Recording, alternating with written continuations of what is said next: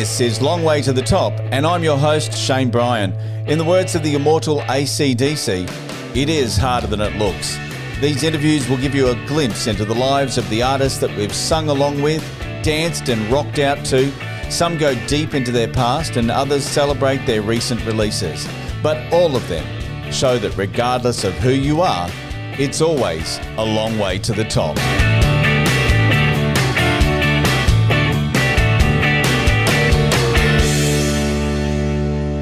In 1980, a fresh face and a fresh voice hit our TV screens as the new announcer to complement Molly on Countdown. Who can forget his national weekly top 10 countdown, which established him as the music authority in Australia?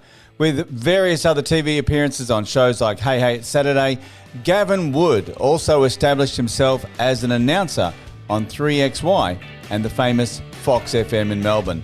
Gavin Wood joins us on Long Way to the Top to discuss all things 80s and Countdown. Gavin Wood, welcome to Long Way to the Top. Hey, how you doing? Now, I didn't stuff up that intro like you did with Bert Newton. What did you actually say? No, you did very good. Well, Bert was very gracious, and I love him. I was so nervous, and he'd cancelled a couple of times due to work commitments, and I finally got him on live on 3AK when I was doing a talkback session, 7 to 10 at night. And finally, I got him on, and I was so nervous, and I said, "Look, I'd like to welcome, the wonderful Bert Newton. He's done," and I stuttered and everything like that. And Bert just said, "Oh, Gavin, let's just do that again." And I went, "Oh, thank you, Bert." And the second time was seamless, and he was so gracious, and also taught me a lot in that stuff up. So you get nervous around artists and people that you're interviewing?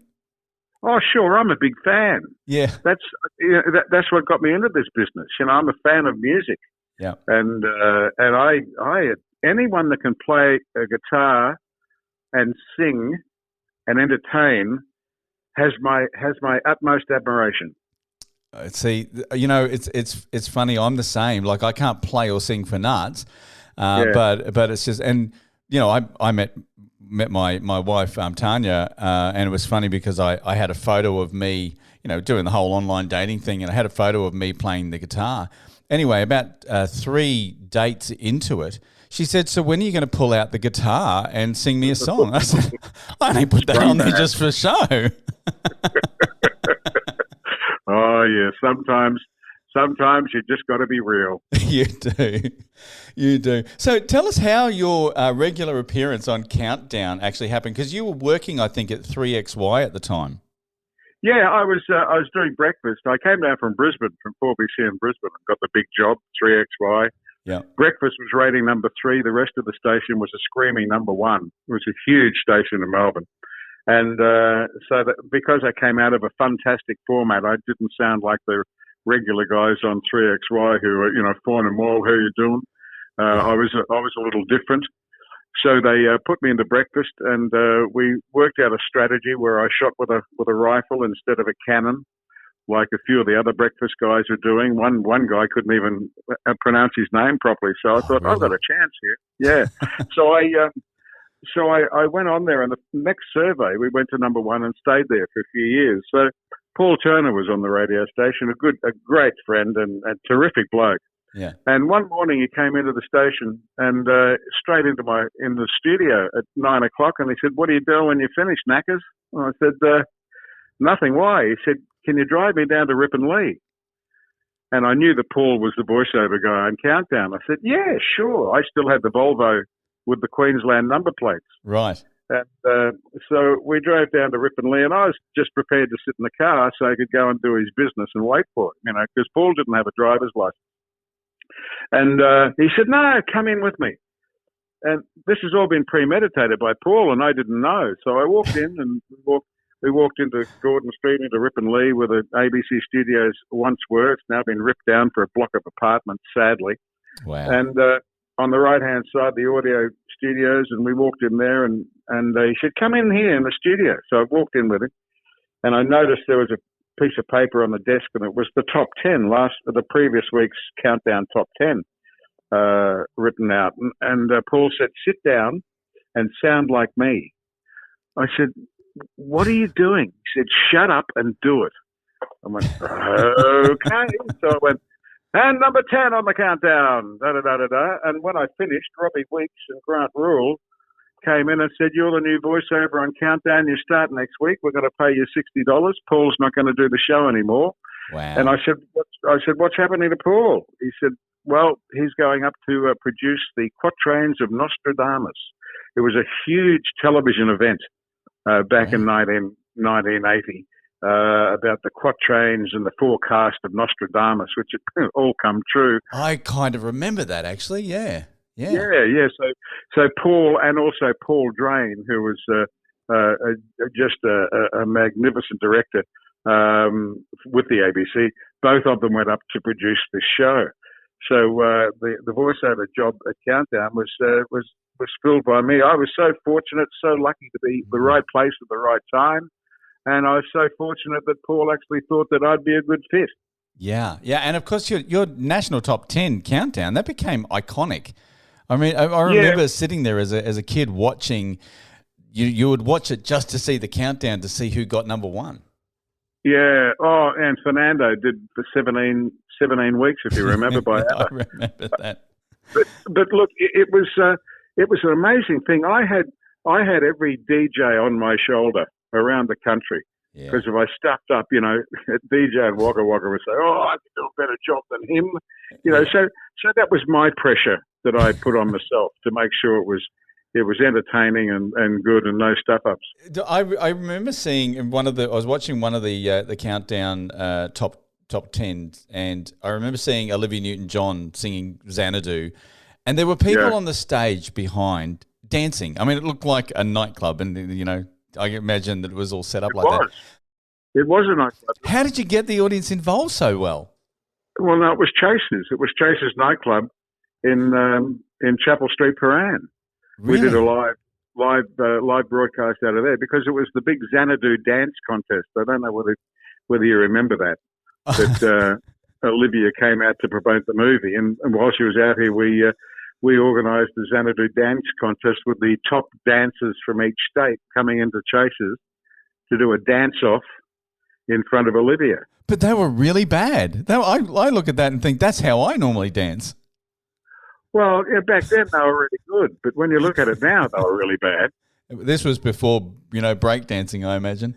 Well, it was, and also you got to remember the time everybody was doing similar dance steps and everything like that. Yeah. But look, they were the best in the state. What can I say? Yeah, that's right.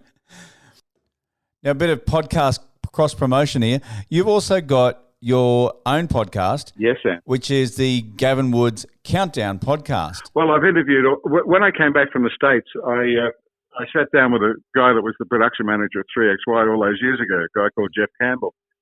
And he said to me, "Why don't you do a podcast?" And I said, "What's a podcast?" And this is 2019 when I came back. Yeah. And he said, "Well, basically it's an interview, and they just call the interview a podcast, and goes on for 30 minutes, 40 minutes, however long you want, and you can do anything you want." I said, "Oh, that's a good idea." Yeah. And he said, "Who do you think you'll interview?" I said, "Well, let's look up all my old mates from Countdown and see where they are and what they're doing now and what they've achieved in their life and are they happy and all of that." And that's what I did. I just opened up a contact book and, contacted Russell Morris, Brian Cadd, Kate Sobrano, and even Leo Sayer, who now lives in Sydney. Yes, and we had Leo on the show. He was brilliant. Oh, can he talk? He is good. Yeah, he is. And he loves, all of that. So, yes. He's a fan as well. So I just rang everybody up, and because of the Countdown connection, they all said yes. Yeah. And we're up to series, I think, 4 now. I just posted this morning Russell Hitchcock from Air Supply. Oh, wow. Nice. That's nice. Were there any artists, and I know this is a bit of a leading question because I do know that there was probably a couple, were there any artists that were a real pain in the ass and a bit diva-ish on the show? Well, it wasn't the artists as such. It was usually their management. Right. I remember Melissa Manchester, her manager, was a pain in the butt. And speaking of butt, he insisted that no camera shot be taken below the waist of Melissa. Right. Because at that stage she was a bit broad in the beam, and so no bum shots was the cry out to all the cameramen. Of course, that's all the rage now. Exactly, got to have that booty. But Shakin Stevens' manager, she was a bit over the top as well. But the rest of them, very easy. I mean, when Elton John was managed by John Reid, John Reid was just a really sweet guy, and so was Elton. It's the guys and girls that have made it are the easiest to deal with. What would be one of the greatest memories that you would have of your time in Countdown? Was there anything that really sort of stood out to you?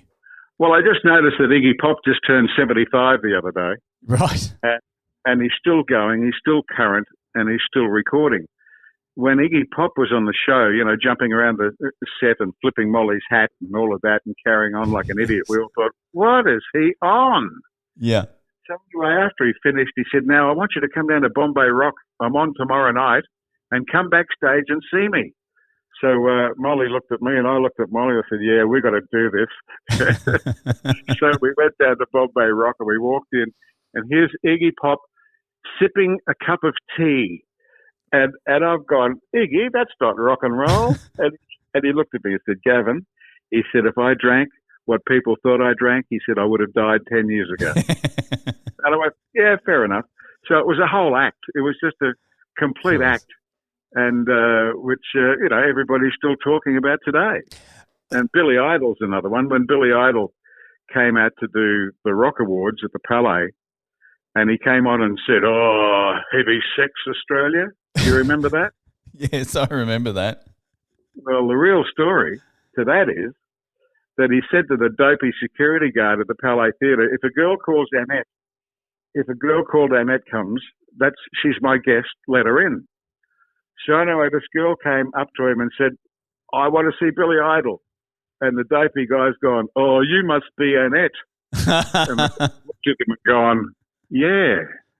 He said, oh, off you go up the stairs, you'll find him inside. Well, as at the Palais, there's a long hallway down behind the dressing rooms from each side of the building.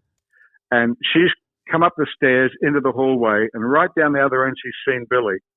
And she's just done a fan thing. Ah, Billy, Billy, Billy, Billy, Billy. He's gone, righto, darling.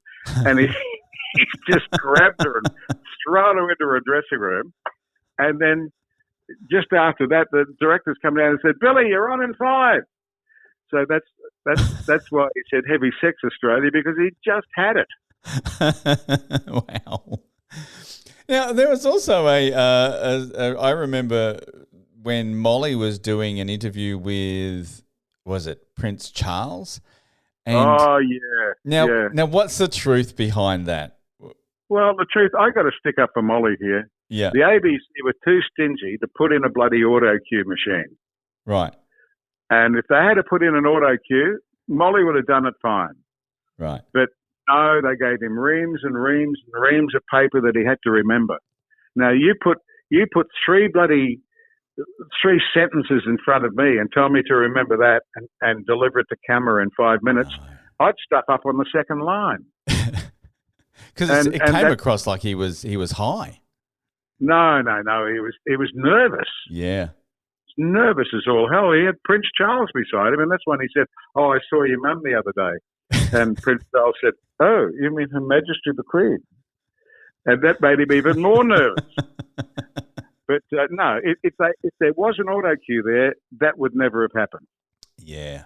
Why do you think Countdown was so successful? Well, it was the only one of its time at that time. It was compulsory viewing for that generation of kids that would sit down on a Sunday night with their mum and dad, and the kids would explain all about Boy George and and they'd see Divine, and Mum and Dad would go, "Who's this?"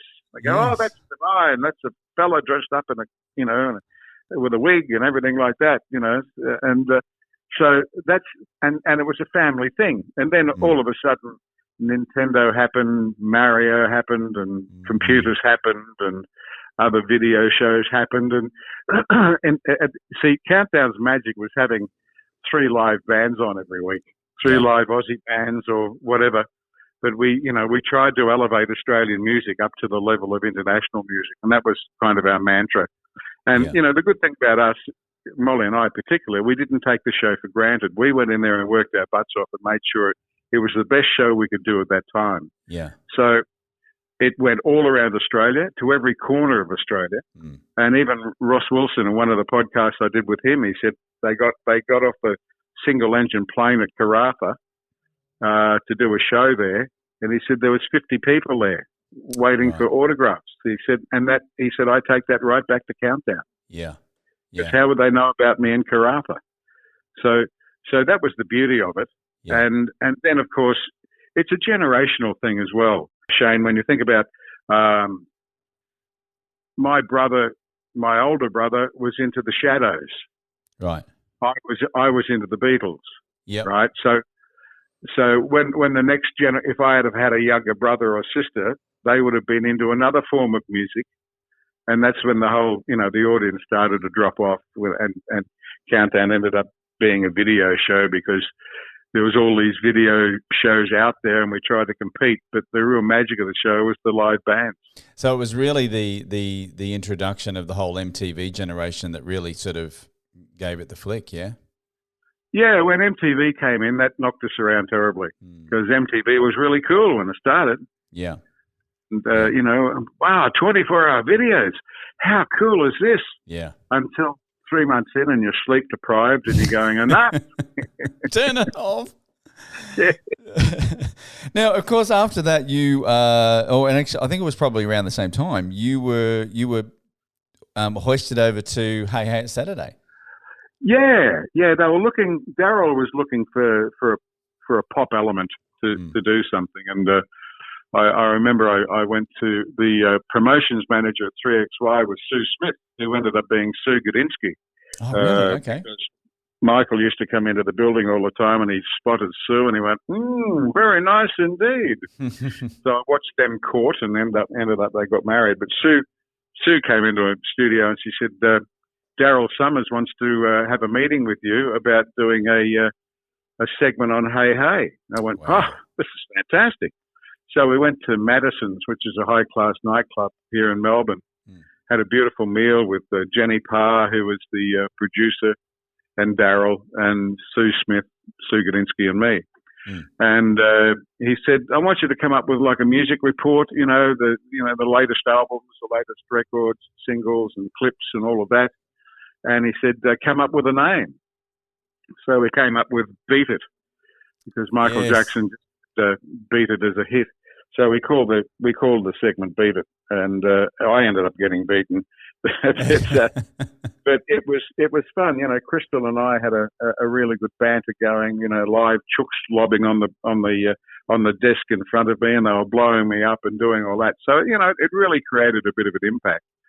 And then after I think 4 years of Saturday mornings, it went into the nighttime, and as it went into the nighttime, I got offered a job at Channel 7 to host a horrible show called The Love Game, which Mark Holden was hosting. Oh, yes, that's right. I remember that. That was terrible. It was awful. And I stupidly, I fell into it. And I ended up doing like 2 or 3 weeks, and then they cancelled it. Not because of me, it's because of just the ratings. They said, look, you're not to blame here. You just came in at the last minute. And they said, look, the format was just terrible. So, and to the point where we're up in Brisbane doing a Hey Hey, and Daryl said, oh, you're not going to make it over there at Channel 7. And how true he was. Yeah. Yeah. Wow. And that's when Molly came in, and I gladly, handed it over to Molly because, Molly was bigger than me. Yeah. Yeah. And I remember, seeing an episode of you where you were put onto a well, you came in blindfolded, and Yeah. and you were put behind the desk, and you didn't realise it, but the desk was attached to a forklift.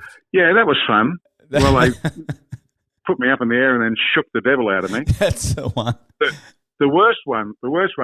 I did one diva moment on Hey Hey It's Saturday, and not too many people saw it. I just bought this Yves Saint Laurent sports jacket, Right. with the silver buttons, with YSL on the buttons, and it was a navy blue. You know, it cost me $500. It was a bloody expensive. That would have been jacket. a lot of money back then. Yeah. Yeah, it was, and that's the biggest expense I ever spent on clothes. I can tell you that.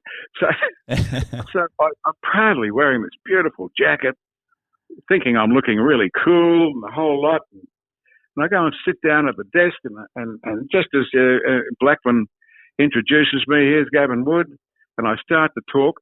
Crystal comes over with a huge roll of gaffer tape and gaffer tapes me to the desk. And I'm thinking, my new jacket, this is not good. This is terrible. So I did the report, gaffer tape to the desk, couldn't move.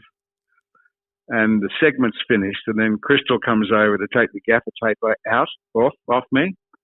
And as he pulls the gaffer tape off the shoulder comes adrift. Oh, no. And the whole thing. And my $500 jacket is just a useless piece of cloth, you know. and I've gone, that's it. You've taken so much advantage of me. You just ruined my brand new jacket. And Gavin Disney said, Gavin, we'll buy you another one. I went, oh, well, that's all right then. But I was so pissed at the time, I've got to tell you. Do you think that you could get away with some of the things that you did back then now? No. It's a whole different world now. I mean, the 80s were the 80s. And thank God there was no mobile phones back in the 80s. Yes. So if there had been mobile phones with cameras back in the 80s, we would have been in jail with what we did. When you survived the 80s and lived through the 90s and the noughties and the 01s and the 02s right up to the 20s, you've got to change. You know, the whole world is changing. So it's only now the 80s guys who are stuck in the 80s that are getting into trouble. You know, I've always leaned forward, anticipate everything.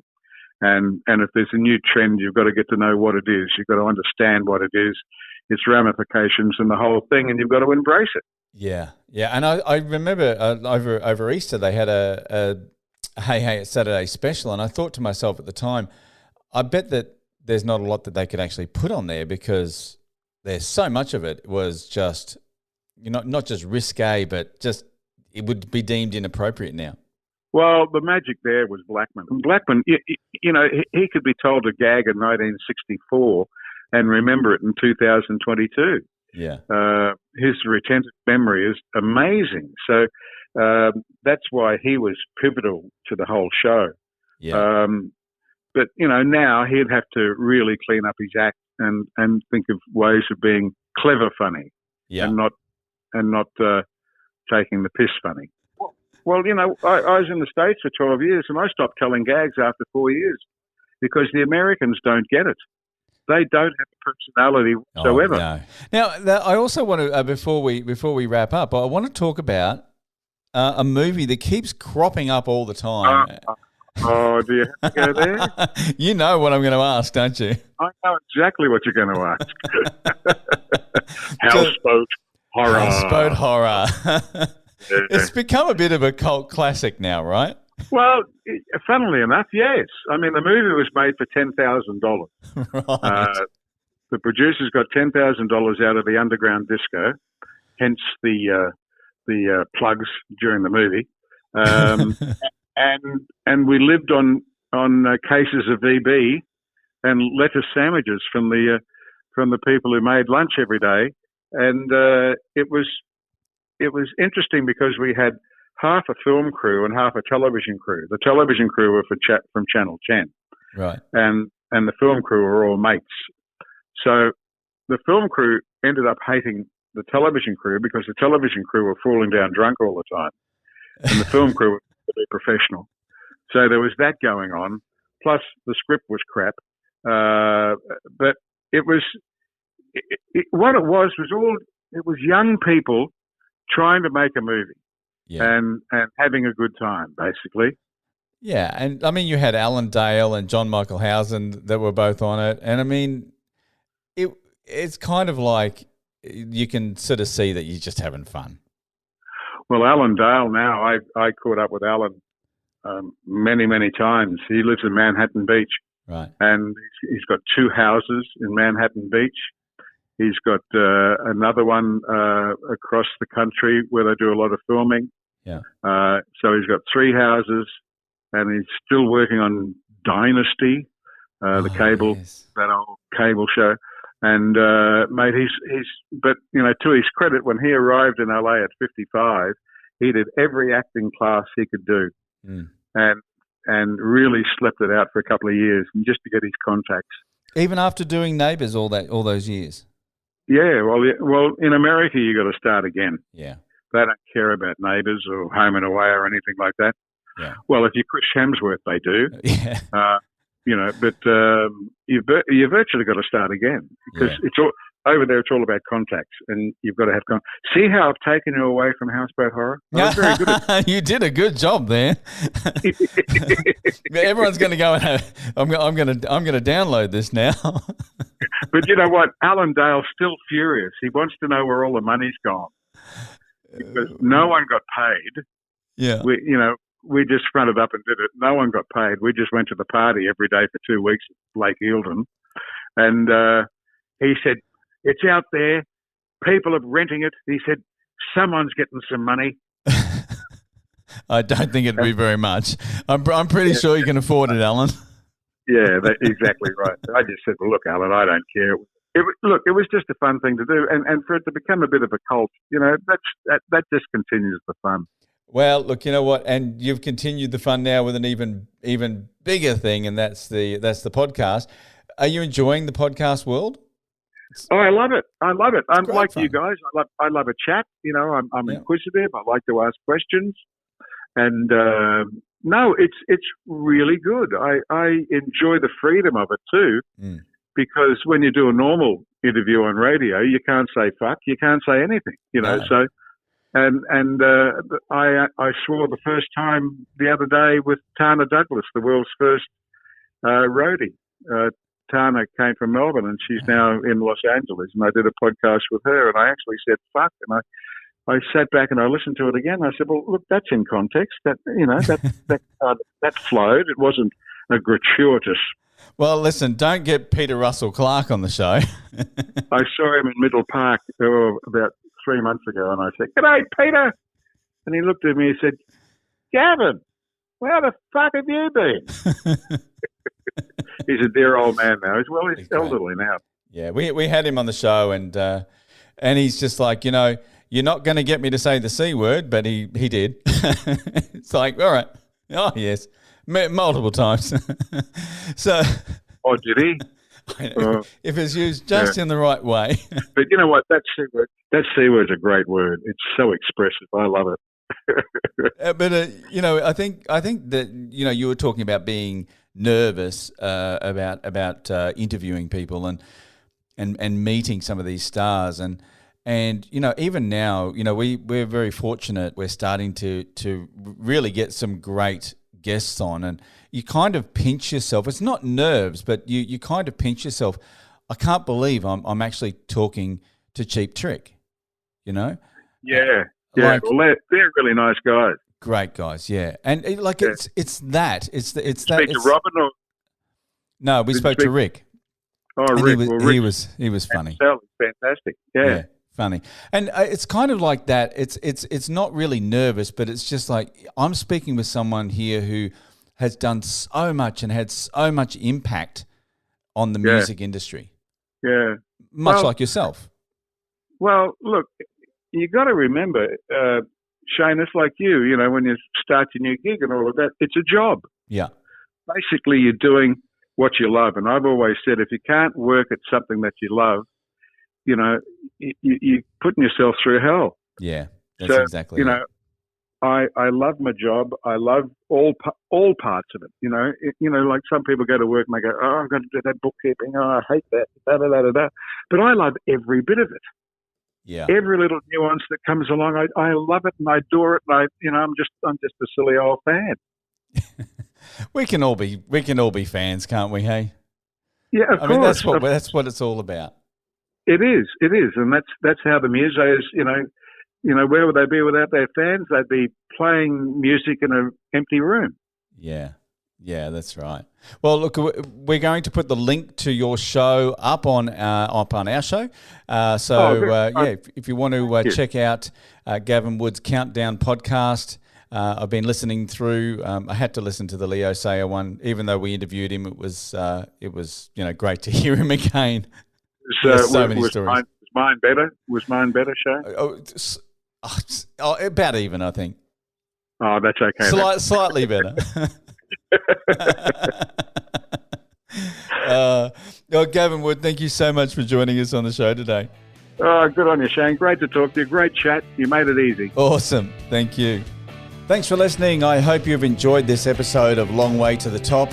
Hit plus or follow to subscribe to the podcast and head over to Facebook at the Long Way to the Top podcast and give us a like. Keep on rocking and I'll catch you on the next episode of Long Way to the Top.